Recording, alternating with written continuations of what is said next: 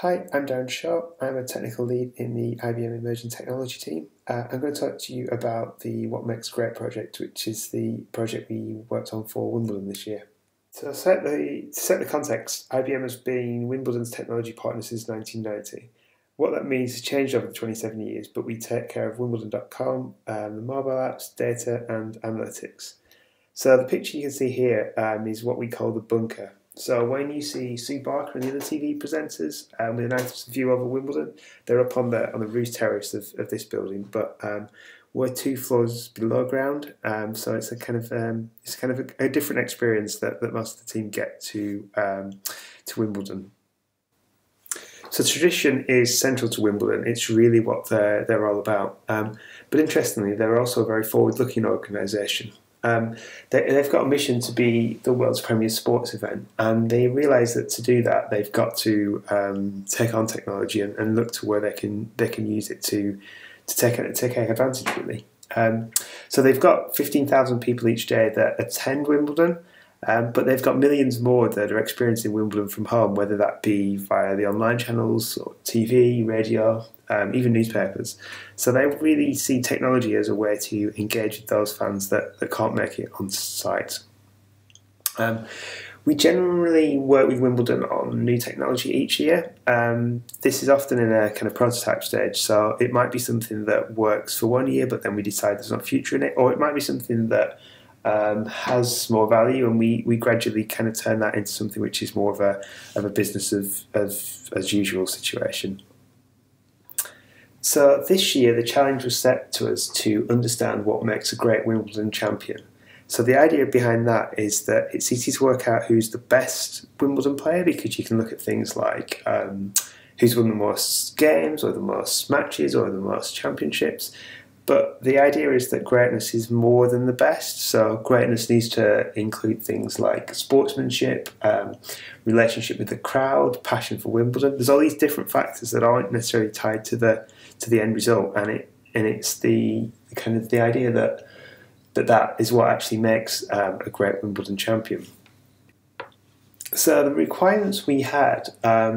Well, one was to produce content, so this was going to form part of our marketing campaign for this year. So we had to produce content which could kind of be used for that campaign.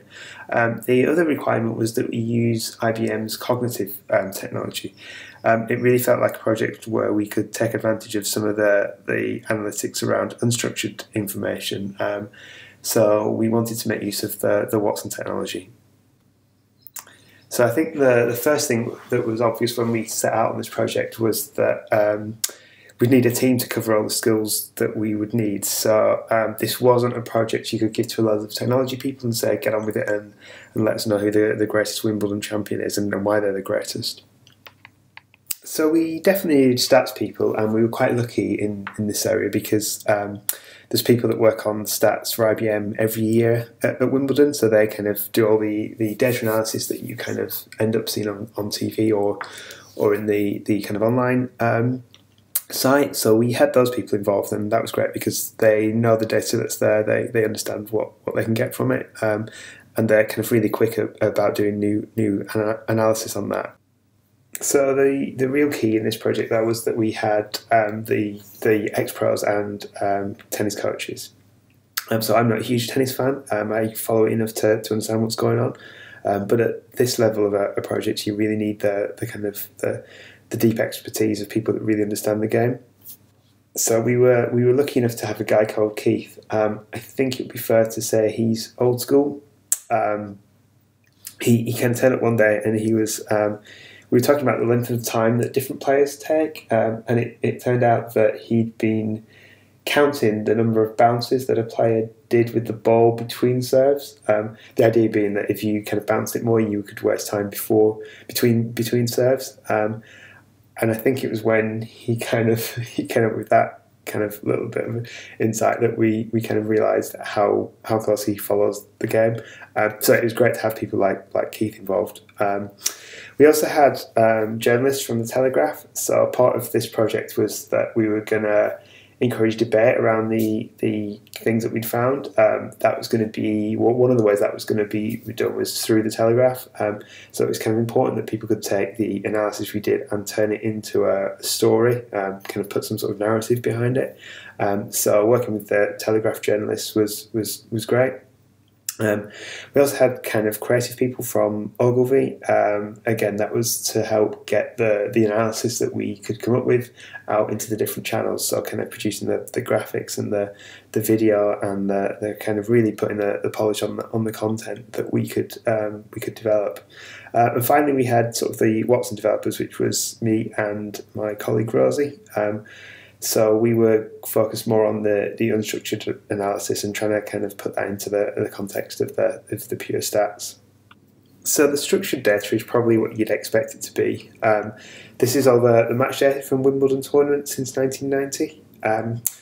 One complication that we do have is that as the technology's evolved and the analysis that we're doing has kind of advanced as well, we've got more and more data. So there is some data that we have from more recent years that we don't have going back all the way back to 1990. So that was something we just had to kind of cope with. So originally it was just kind of the end match scores that were kind of recorded, but as we moved on, we've got to doing kind of point by point data. So we've got data about each point, how it was won, and also kind of some of the things that technology has added, so serve speed or even the kind of positional data that you get from Hawkeye. So that was kind of one thing that we always had to be conscious of, that we couldn't always do the comparisons we wanted to do because we only had the data from the last few years.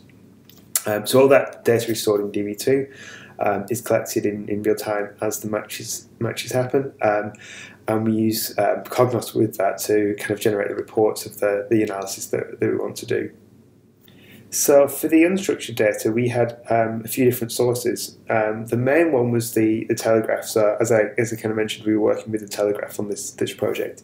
So they gave us access to the sports archives back from 1990. We were only really looking at the 2-week period around Wimbledon. We had that in kind of PDF form, but we could kind of extract the text from that and look at all those articles. We also had Wimbledon's own archives, so they kind of produce an annual about each event, each year's event, and that was actually kind of quite useful because it has a lot of the description of the event around the matches, so not just what happens on court, but what's happening with the crowd and the event and the kind of social occasion. So that added a little bit more context. We also had access to the Wimbledon.com archive. This was going back to 1998, which is when I think we've got the first website from. Again, this has a lot of good content about the matches. What we found really useful from this data source was that they've got transcripts of the interviews of all the players after the matches, and that was really useful because part of the analysis we could do was what the players thought, not just what the journalists and the media were talking about in terms of what was happening on court. Having that players' view over time as well, so looking at what a player was saying about the matches over a large period of their career, that offered us some kind of really good insight. So at this point in the project, the goal was quite open-ended, so we had to find what made the great Wimbledon champions, but we hadn't really defined how we would do that. I think our first task was really in narrowing down the topic areas we wanted to look at. So this was really the first stage where the tennis pros and tennis coaches came in, and also the journalists, trying to find the kind of 6 or 7 topics that we kind of thought might be relevant to being a great Wimbledon champion. So things like serve, return, passion for Wimbledon, stamina, kind of ability to adapt and impose the game on others. So there was kind of 6 or 7 different topics that we knew we wanted to kind of look at and see where we got with those. We also decided to define a player shortlist. So some of the limitation was that we've got data going back to 1990. That excludes a whole lot of the real great players, but that's just something for this project we had to kind of hold our hands up and accept. So we wanted to kind of define, which players we'd consider as greats, and the tennis coaches and players came up with a kind of a method for doing that. So it was really around looking at singles players that had been champion and made 2 or more finals, and also the same with double players. So that was kind of since 1990. That gave us a short list of kind of about 25, 30 different players that we could kind of consider. So now we had a short list of players and topics. It was really up to the 2 analytics teams, so that's the structured and unstructured teams, to go away and kind of analyse those players and those topics, and kind of see what they could come up with. So the structured analysis team, I think they were probably led more by the tennis experts. So they didn't want to just look at the kind of the straight stats of wins and kind of serve speeds and the things that we kind of already make a lot of use of. They wanted to go a level more detailed than that. So one example is kind of performing under pressure. So that was one of our topics. And they did some interesting work where rather than just analysing points won by a player, they looked at how much pressure they were under when they were playing that point. And you can actually tell that from the stats. So if you're in a match where you're going to win easily or you're going to lose by a long way, there's kind of really no pressure on the points. The pressure comes when the match is close and there's a lot of value in the point. So they were able to look at things like percentage of points won when there's pressure on that point. Interestingly, I think it was Navratilova that came out on top of that. But that was very much led by the tennis experts. So the tennis experts would understand when a player was under pressure, and also the tennis players kind of contributed to that. So they could kind of let us know the points where they thought they were under pressure. And that led us to kind of using the same stats that we've always had, but doing a different level of analysis on them. From the unstructured data, I would say we were much more led by the data, kind of really trying to find out what it could tell us. So we were using Watson Discovery Service to analyse the unstructured data. So that's a service which lets you do, it indexes unstructured data, then lets you kind of query against it, analyse it, aggregate against it, and really try and discover what content is in there. So we would kind of often build kind of queries, looking for a specific player, maybe a set of terms that were relevant to the topic we were looking at, and then try and find what the document said about that player and those terms. It's got some kind of more advanced features that let us do more detailed analysis, so we could find all the quotes from a player in the context of a specific topic. We could also kind of find the sentiment and the kind of emotion around certain topics. And we're also using the personality insight service to feed in a player's own words and try and analyse the personality in using things that they've actually said. So most of that came from the interviews that we mentioned previously. But with that gave us our kind of starting point of analysing the unstructured information. I'm going to come on to it, but it was really much more of an iterative process. So the unstructured data would tell us something or ask another question, and then it was really a case of the tennis coaches and pros kind of feeding back and saying, well, that's telling us this, but I think we need to look at this, or that's kind of interesting, why don't we go down this path? But I would say that the unstructured data the unstructured analysis was led more by just finding out what was in there, and I think that kind of brought up some of the interesting things that we weren't really expecting. But probably the important point on both those types of analysis is that it was really the experts that let us understand what the analysis was telling us. So I think it was kind of critical that we had those people involved in this. So once we had the first level of analysis from both the structured and unstructured data, we needed to kind of combine it together and try and understand what it was telling us. So we had an editorial meeting, and this was a weekly meeting where we take one topic at a time.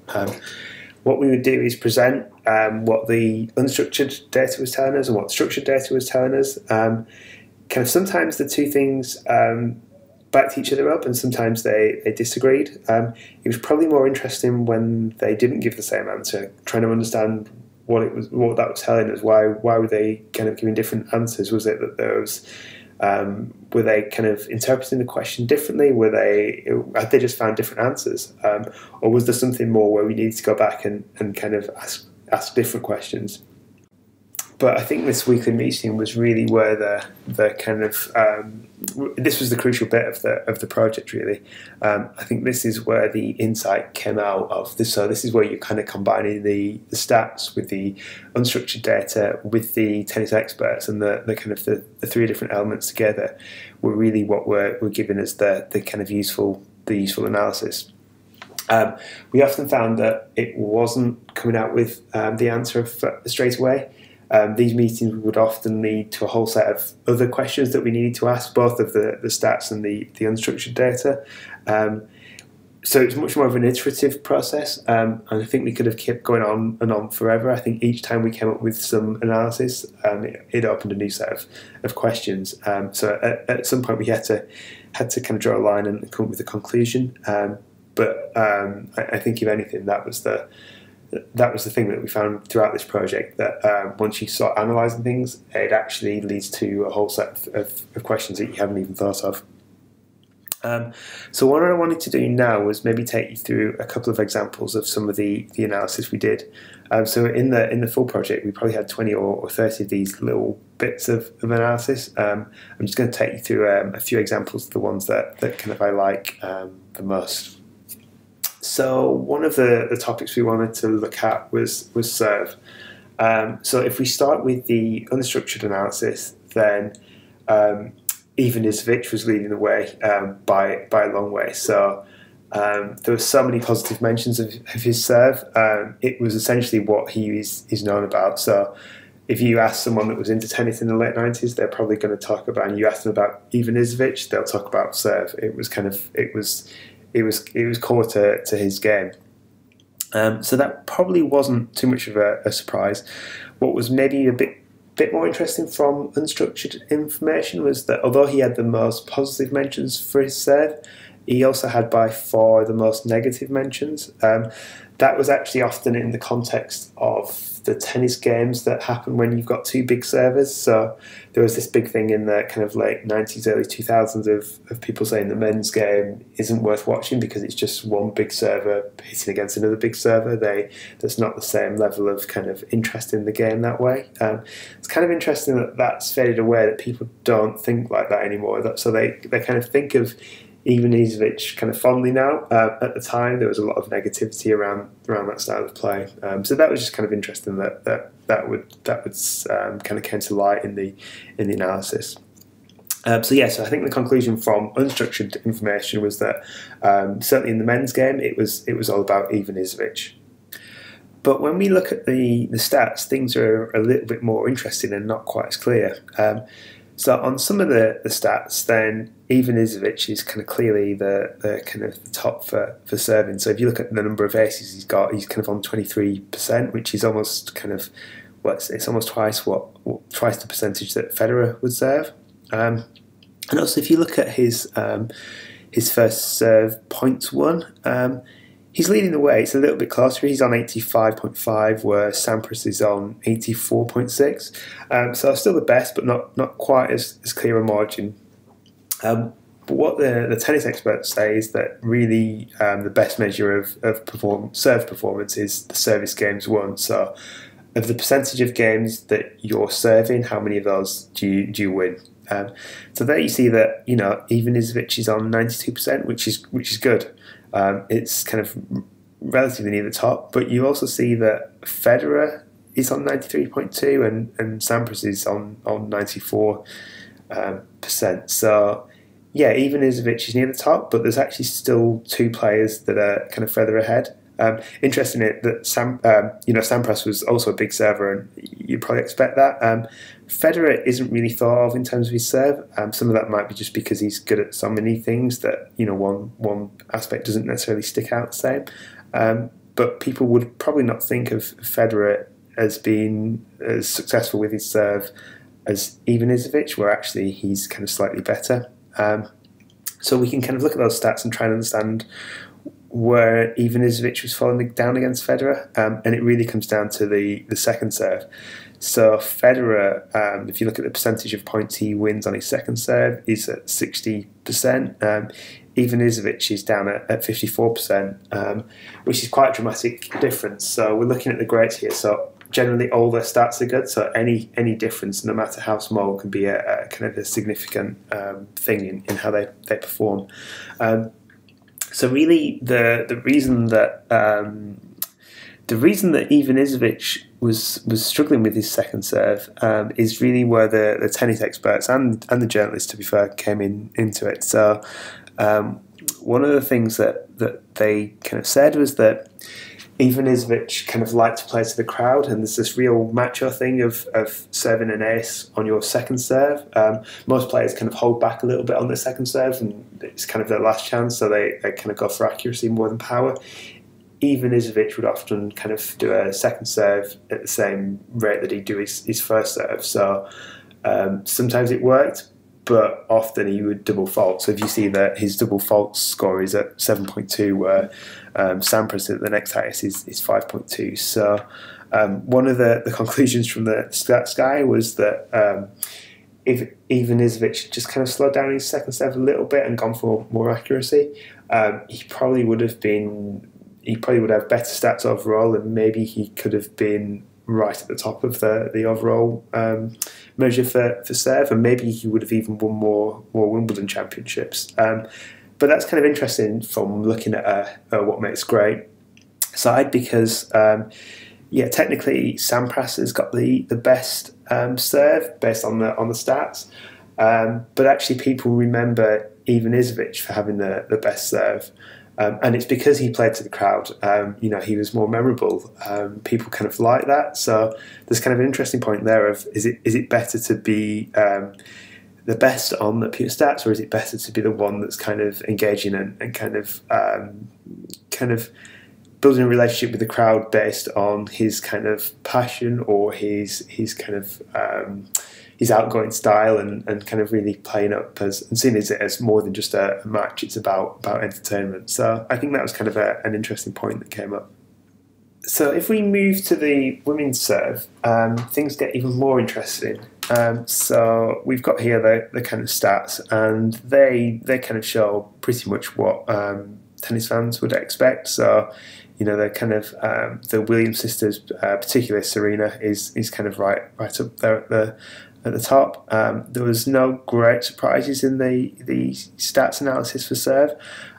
What was interesting was in the unstructured analysis. So we were doing this, and Bartoli kept coming up with the most positive mentions for her serve, in the same way that Ivanisevic did for the men. That doesn't necessarily make much sense. So I'm not a tennis expert, but I know that Bartoli isn't especially known for her serve. We didn't look too much into it straight away. It was just a case of, it was kind of quite clear in the results that she had much more positive comments about her serve. So we kind of presented that to the meeting, and I got the reaction from Keith and the other tennis experts that I was anticipating, which was, this is completely nonsense. Bartoli has got a terrible serve. There's no way she's got a great serve. So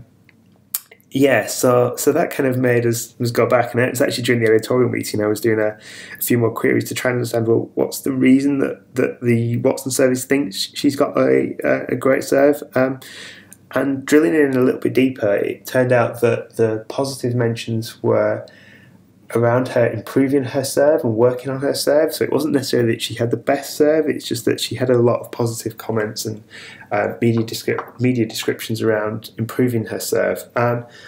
So at that point, I think Keith and the tennis experts thought, well, yeah, maybe there's something in that. They're a little bit more kind of a little bit more one-wound to this analysis. So I was doing a bit more analysis, and then I actually found that she won Wimbledon with. So by the way, Bartoli won Wimbledon in 2013. It was a bit of a shock result. Wasn't expected. And interestingly, she won it with an ace. And I kind of brought that up in the meeting. I think this was probably my kind of favourite part in the project. And Keith kind of smiled and said, yes, she did. So we thought, well, that's interesting. There's lots of positive mentions of improving her serve and working on her serve. So can we go back into the stats and see if there's anything that backs that up? So where we've been looking at the stats for average is across the whole career, we brought that down from year to year. Bartoli is quite a good example because she'd been playing for 10 years at Wimbledon, so we've got a lot of data over a long period of time for her. And interestingly, when we looked at the stats by year, we could see that her serve had actually been improving. So if you look at this first serve points percentage one, back in 2004, 2005, it's kind of mid 55 to 60%. She managed to get that up to around 75% by the end of her career. And as I said before, when you're looking at the kind of the best of the best, a small improvement can be huge. So that's a really dramatic change in serve performance, and it was something that wasn't really brought up before. So we had all the data to have found that, but it was only the unstructured analysis that made us ask the right question of the structured data. But this seemed to be kind of sort of fairly solid evidence that her serve has actually improved a lot over the period of time she's been playing. So she won Wimbledon in 2013 and then retired. Keith's view on these stats was that even by the end of her career, she didn't have the best serve, but she turned it into something that wasn't necessarily a weakness. So it let her compete at the top level. And there's one view that the reason that she was able to win Wimbledon was just because she turned her serve from a weakness into something that was kind of not holding her back anymore. So this was kind of interesting. It's a great story. It's, you know, a player working hard to kind of they've identified a weakness and working hard to try and improve that. And as far as what makes great, that seems like you know, a really nice aspect of a great player is someone that's good but can still identify where they're weak and is still dedicated to improving themselves. So we actually went to Bartoli and asked her about it. So the Telegraph did an article, they interviewed her, and she actually agreed with the findings that we'd come up with. So she'd said she'd worked on a serve. She talked about the specific things she was doing around accuracy rather than power, and it was kind of a really nice validation of the analysis that we'd come up with. That she kind of completely agreed that she had been working on her serve and it had made a difference for her. So I think the important thing there was really this idea that the unstructured analysis didn't give us the answer, but it made us ask a different question of the structured data. It was dead. We could have done that analysis anyway, but we didn't think to do it until we got that unstructured analysis that prompted us to ask a different question of the stats. So that was kind of one of all the little bits of analysis. That was probably one of my favourite ones across the whole project. So another bit of analysis that I wanted to kind of talk about what we'd done was with stamina. So this was something that kind of I had the idea from quite near the start of the project. So one of the things that we can do using kind of Watson Discovery Service is a TF-IDF analysis. So we're trying to look for kind of keywords and topics that are closely associated with one player compared to another player, and that can be in a certain context. So we're looking at kind of stamina and what are the keywords associated with stamina that are unique to each player. That can be quite a useful starting point for a lot of the unstructured analysis. And right at the start of the project, I'd just done that across, not tying down to a specific topic, just looking at each of the players, what were the keywords that were highly correlated to each player compared to the other ones. And for some reason, sweat was highly correlated with Federer. So looking at that, well, it was more of a case of, well, that's interesting, I wonder what's going on there, I should come back to that. And then when we looked at stamina, I was interested in whether we could make use of that. So, you know, was there something to do with sweat and performing under warmer conditions that might be kind of an interesting bit of analysis? So when we were looking at stamina, I wanted to drill back into this idea of Federer's association with sweat. When I looked at it a little bit more, it turned out that it was that people think that Roger Federer doesn't sweat. So there was lots of references like this about Federer not sweating. It was actually ridiculous, the number of references in the media to Federer not sweating. There were more references to that than for a lot of the other great players' serves, for example. So it's this kind of really, I'd say it's a cliche now, but it's this really commonly held belief that Federer doesn't sweat, and it fits in with the sort of stereotype of he's this cool Swiss guy, nothing really gets him riled up or under pressure, and of course he doesn't sweat. But in terms of analysis, we need a little bit more to go on that. So I was looking for whether there were other players that had things that might be kind of relevant to the weather or temperature. I came across some, not quite as a strong connection as Federer not sweating, but there were lots of comments about Nadal doesn't like the cold and wet. So these were by journalists and the media, but also by Nadal himself. He often complained when it was cooler or damp, and again it fits into that sort of stereotype of Nadal's from Mallorca. He kind of likes the Spanish sunshine. He doesn't like the kind of cold British summer. And so that kind of gave us something else to go on, and I thought, well, that's kind of interesting. We need to look at temperature and try and look at how players actually perform against temperature. We only had the data to do this going back about 10 years, but what we did find was sort of interesting. So, well, starting with Federer, he actually performed pretty much consistently, whatever the weather's like, from kind of sort of 14 degrees up to 33 degrees. There's not really a significant difference in his performance.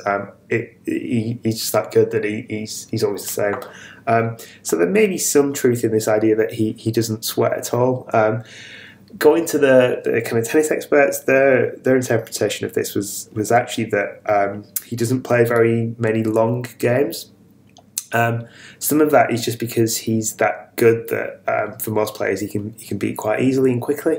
But actually they looked at the data and it actually does show that he's kind of quite aggressive in his matches. He'll come into the net faster than a lot of other players. Once you come into the net, you're going to end the game, so you might win it or you might lose it, but it's not going to last long once one player is close into the net.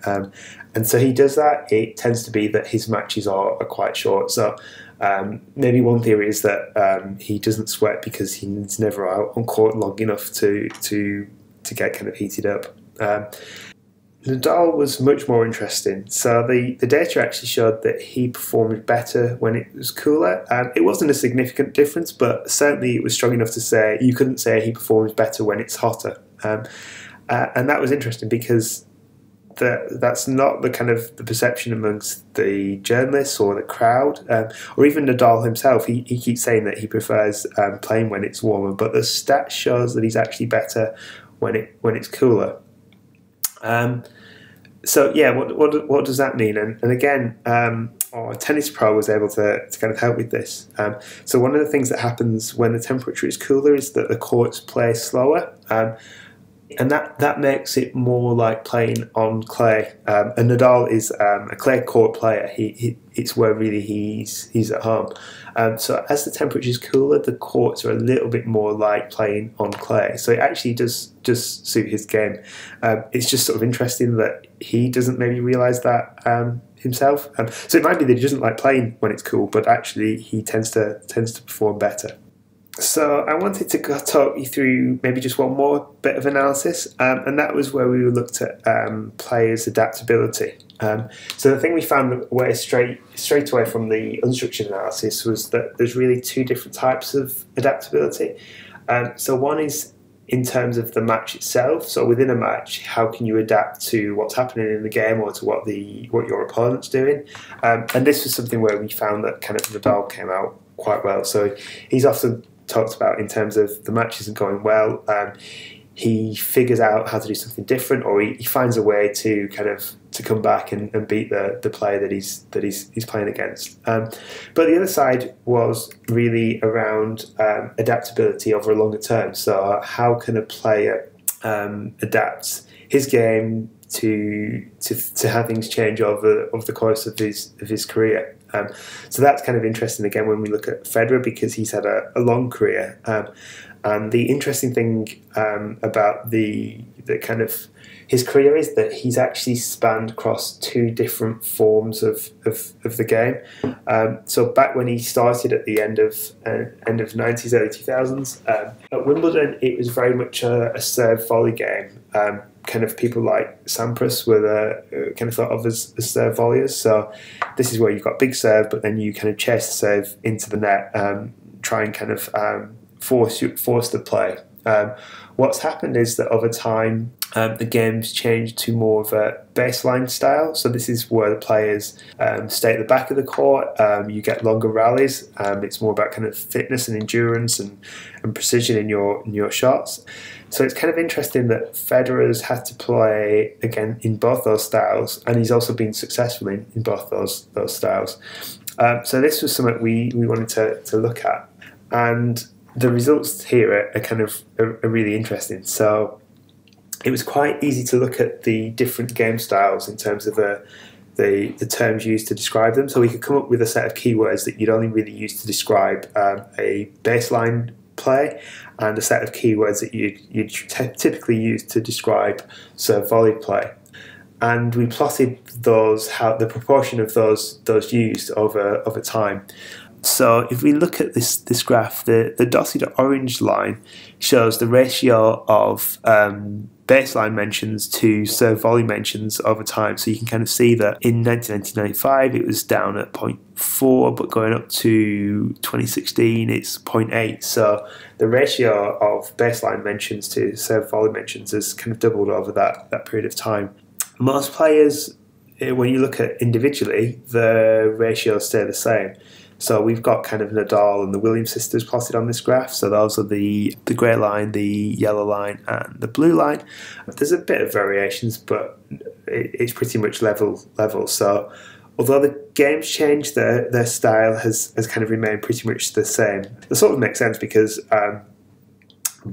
all three of those players are more probably kind of thought of as a baseline style player. Obviously they're all great players, so they are adaptable, but when you look at just the kind of, you narrow it down to just the greats, you would say that they've been pretty consistent in how they play.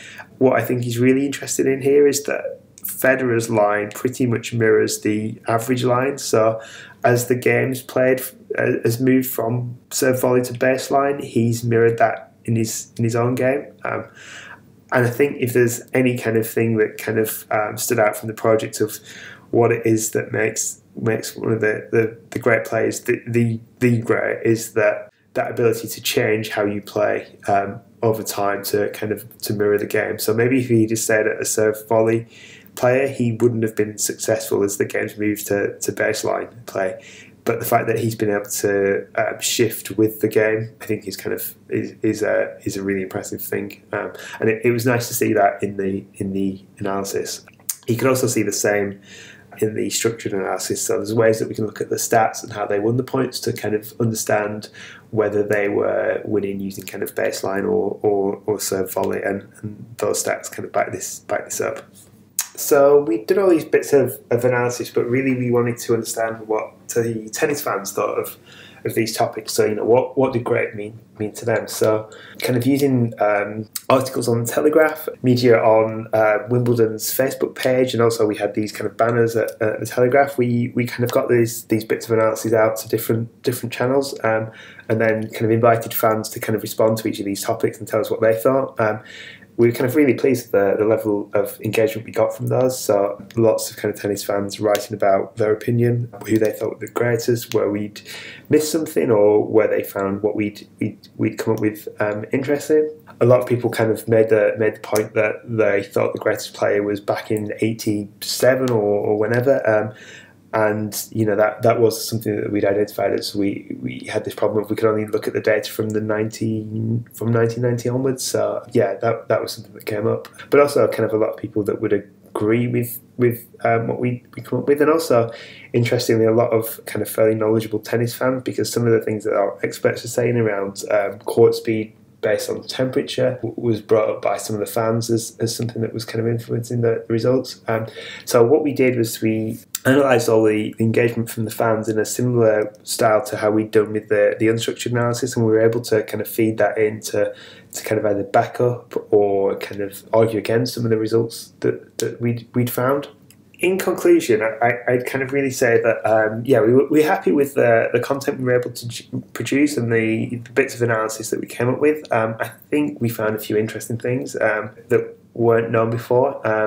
I think we got a lot of good engagement from the fans, as I just said, but also it's kind of pleasing that we got a few nice responses from some of the players that we'd analysed. So the fact that they agreed or kind of were saying that this analysis is interesting is kind of quite nice feedback to get. In terms of the project, I think the thing that we really found was that the unstructured data, once analysed, made us ask different questions of the stats. It wasn't that the unstructured data gave us some unexpected answer. It was more that it gave us a question to ask of the stats, and also sometimes the other way around, that the stats made us ask a different question of the unstructured data. I think really that's the value of bringing the two different types of analysis together, is that it actually removes some of the biases or stereotypes that we had. So we kind of think about a player being better in cold or hot weather, or we think about a player being a baseline player or a serve volley player. And sometimes the analysis made us kind of rethink those things, and there was a lot of standard existing thinking that we were able to bypass because some of the analysis made us ask different questions. I'd also say that the experts or kind of tennis pro and tennis coaches were really vital into actually understanding what the results were telling us. So we might have been able to do the analysis without them, but I don't think we would have really understood what that analysis was telling us. I think if we did the project again, I mean, it'd be great to have more data. We had quite a wide data source or range of data. If we could go back earlier than the 90s, that would be great. It's probably not possible at the moment. I just don't think that data exists. But we could use a lot more unstructured data. So we could use more newspapers. We could maybe look at using video and audio feeds. There's a whole lot of extra data that we'd like to kind of be able to do.